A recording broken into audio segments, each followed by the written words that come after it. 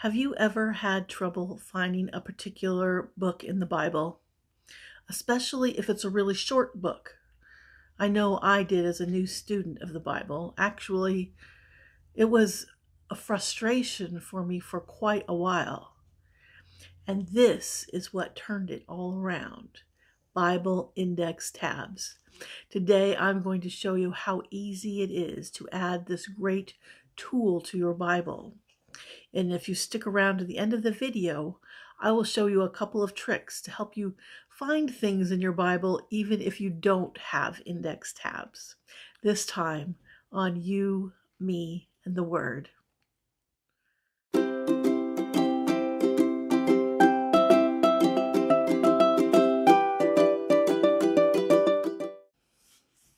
So here is a new Bible that I have. It is clean and pristine.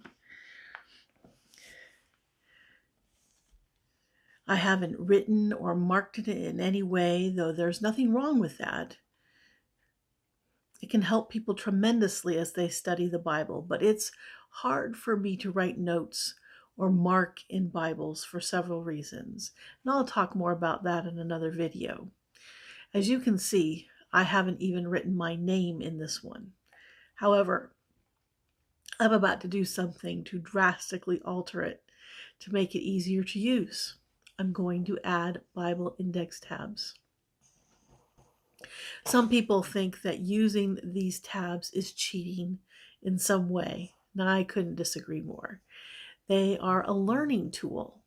They help you find things in the Bible faster, but they also help you learn where particular books are in the Bible in relation to other books.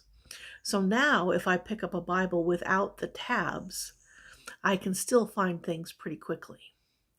They come in many different designs. Personally, I like these color-coded ones for different sections of the Bible.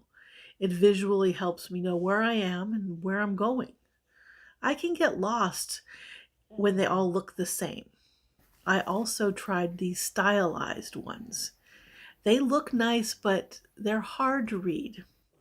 I wouldn't get them as a new student, but they're helpful for someone who already has a general knowledge or feel for where things are. So let's have a little less talk and a little more action. Some people find adding these a little intimidating, but don't worry. I'm going to show you how easy it is.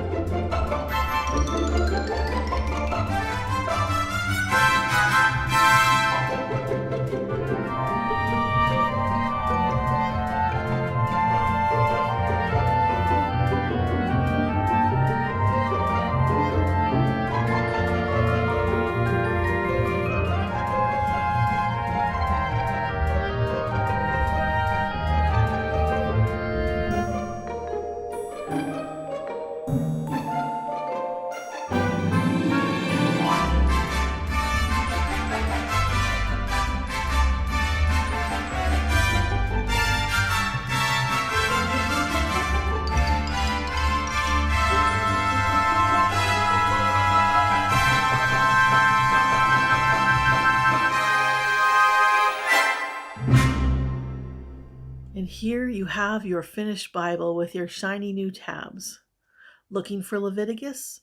It's right here. And Daniel? There you go. What about the Gospel of Luke in the New Testament? Paul's letter to the Philippians? You're all set.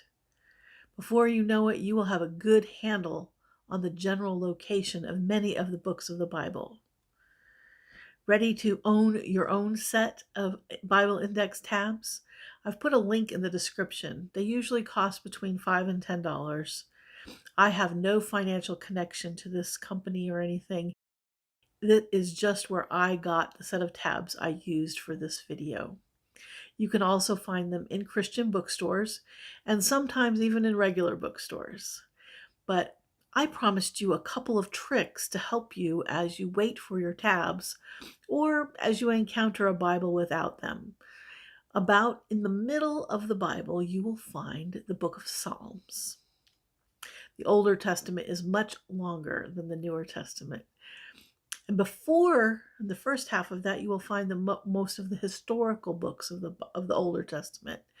And after Psalms, you will find the books of Proverbs and the prophets. Then, if you take the second half and go halfway again, in other words, the last quarter of your Bible, you will find the beginning of the New Testament, the Gospel of Matthew. And just remember, these are guidelines. It might be a few pages more or less than where you estimate. Of course, if you want to be precise, you can go to the table of contents, which you'll find in the beginning of your Bible, which will tell you exactly where to find the book you're looking for. I hope you've enjoyed this. That's all for this time. Thanks for watching. See you again soon.